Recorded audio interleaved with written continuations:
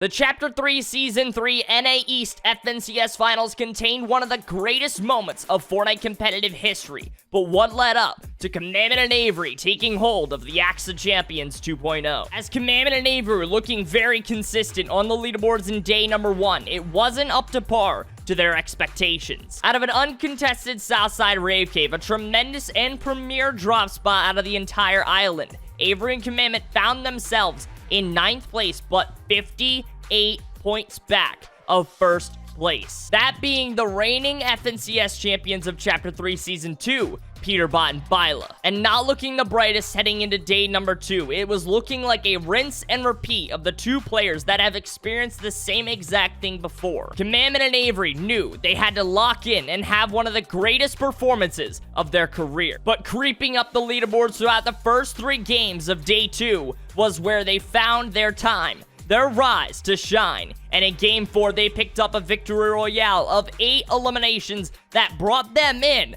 to first place on the leaderboard, but only by 1 point. And on the scale, Amiro and Booga creeping on the back. In Game 11, that lead started to slip even more, as going down early in 17th, it was the opportunity for Miro and Booga to rise to the top, as they skyrocketed up the leaderboard by 20 points, putting them in first place heading in to game number 12, the last chance. Meanwhile, Booga and Miro were looking poised for another FNCS title, as in Game 12, the zone pulled all the way to the Sanctuary from Rave Cave. It was going to be, and bound to be, a treacherous rotate for the duo. And that it was, getting held in the back from Jack and Nosh, a 32nd place, desperate for points team that found them in the zone. Avery getting knocked, and Commandment left to his own ground to fight against, as Commandment ended up clutching the fight, making it out of zone, but only on a total of 60 effective HP.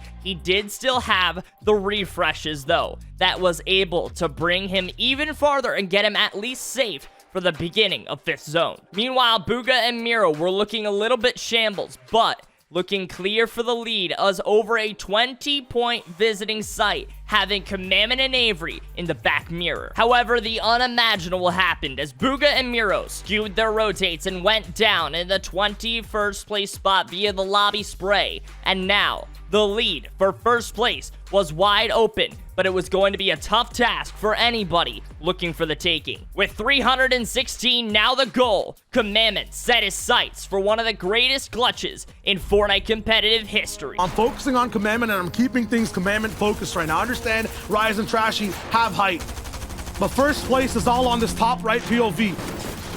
They're really looking to see what happens next. Commandment is going for a few beams. He's not going to find much for now.